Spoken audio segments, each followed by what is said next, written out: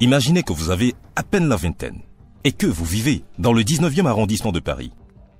Alors, comme tout jeune banlieusard, vous avez votre groupe d'amis avec qui vous kiffez et faites souvent des bails.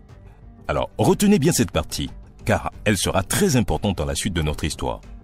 Vous êtes fan de musique africaine et de rap. Par chance, un de vos freestyles postés sur Internet devient viral, ce qui vous a poussé à commencer une carrière de rappeur. Votre premier single fait carton plein. Tout le monde se l'arrache. Vous enchaînez single après single.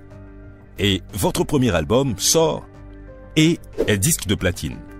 Rapidement, vous enchaînez avec d'autres singles et un second album. Vous êtes au sommet de votre art. Un beau matin, la police vous arrête et vous met en garde à vue pour participation à une fixe mortelle. Après un premier procès et une année et demie en prison, vous êtes mis en liberté sous contrôle judiciaire en 2020. Mais maintenant, vous courez le risque de retourner en prison. Que s'est-il exactement passé? Comme vous l'avez deviné, dans cette vidéo, vous allez savoir tout ce qu'on reproche réellement à la star MHD et si il finira en prison ou pas. Bienvenue sur Diaspora d'Art. Ici, nous explorons la face cachée de l'iceberg en révélant les mystères qui entourent les sujets les plus délicats. Nous réalisons des documentaires sur l'argent, le pouvoir, la guerre et la criminalité. Rejoignez-nous pour découvrir comment fonctionne réellement le monde qui nous entoure. Que s'est-il vraiment passé?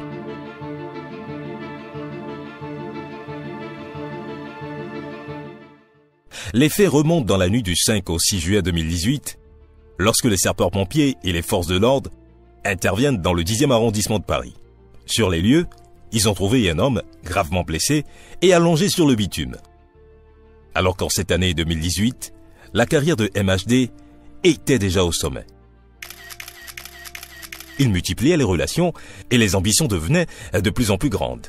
Son deuxième album, intitulé 19, est sorti et il obtient même un rôle au cinéma dans le film Mon frère de Julien Abraham. Le jeune chanteur de 24 ans est apprécié par les plus grands et réalise les premières parties des concerts de Booba. Sur les réseaux sociaux, Madonna et Drake même sont fans. Bon, revenons à notre affaire d'intervention des secours dans le 10e arrondissement de Paris. Le jeune homme blessé était inconscient à l'arrivée des pompiers. Ses agresseurs ne l'ont pas raté. D'abord renversé par une voiture, il a été frappé à coups de poing et poignardé à plusieurs reprises. Imaginez un peu la scène. Horrible. Les pompiers ont tout fait pour le réanimer, mais ça n'a rien donné. Ils vont constater le décès du jeune homme un peu plus tard. La victime s'appelle Loïc Kamchwang. C'est un franco-camerounais et il était surnommé Pépé par son entourage. Vengeance, menaces, affrontements entre deux groupes rivaux. Tous les ingrédients étaient réunis pour faire couler le sang ce jour-là. La victime a tout de suite été identifiée comme membre d'un groupe de jeunes habitants de la cité de la Grange-aux-Belles.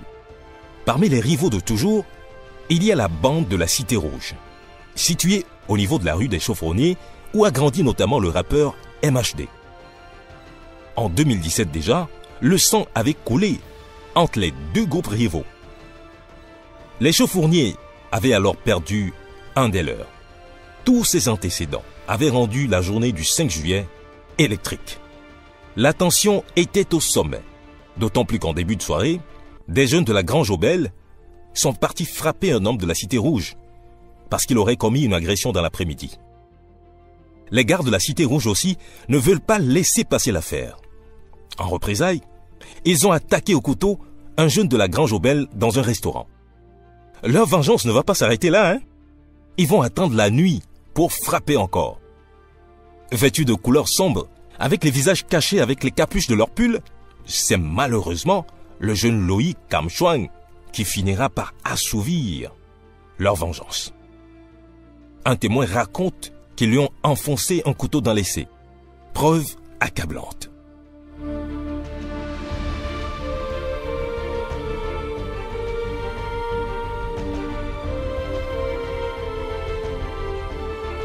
Preuve accablante.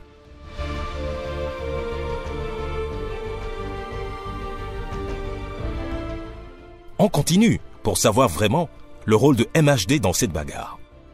En tout cas, MHD, de son vrai nom Mohamed Silla aussi, n'est pas sans reproche. Plusieurs éléments l'accusent. D'après les vidéos analysées, un des assaillants est sorti de la voiture pour dégager le corps, après lui avoir donné des coups de pied au visage. La voiture en question est une Mercedes noire, qui appartient au rappeur, mais son entourage l'emprunte régulièrement.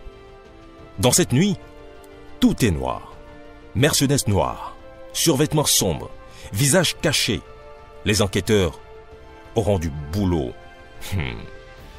L'agresseur sorti du véhicule portait un survêtement sombre de la marque de Puma et avait des cheveux décolorés. Hasard des choses, notre star est ambassadeur de la marque Puma et avait des cheveux blonds le jour-là. Au moins, on sait qu'il ne faut plus porter un Puma sombre la nuit. Quand les enquêteurs ont fouillé, ils n'ont pas trouvé le survêtement en question. Mais en demandant à MHD, il a reconnu posséder le même modèle. Quant au véhicule, il a été retrouvé partiellement incendié le lendemain des violences dans un parking du 19e arrondissement. Ah, il faut faire disparaître les preuves. Mais malheureusement, tout n'a pas disparu. Des photos d'identité appartenant au rappeur ont été retrouvées à l'intérieur. L'étau se resserre autour du chanteur. Plusieurs témoins et membres du groupe rival pris d'assaut déclarent que c'est MHD qui est sorti du véhicule et a déplacé le corps. Il y en a même qui assurent avoir vu MHD de ses propres yeux, comme on dit. Et un autre dit qu'il a seulement entendu son nom crier pendant la bagarre.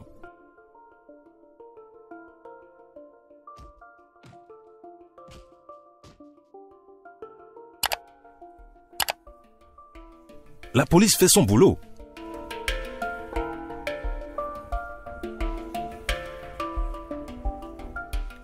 Avec tous ces indices qui accusent le rappeur, la police doit faire son boulot aussi.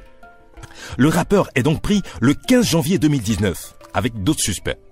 Dans affaires comme ça là, où la prison est en vue et puis vous n'êtes pas clairement identifié, c'est mieux de nier d'abord.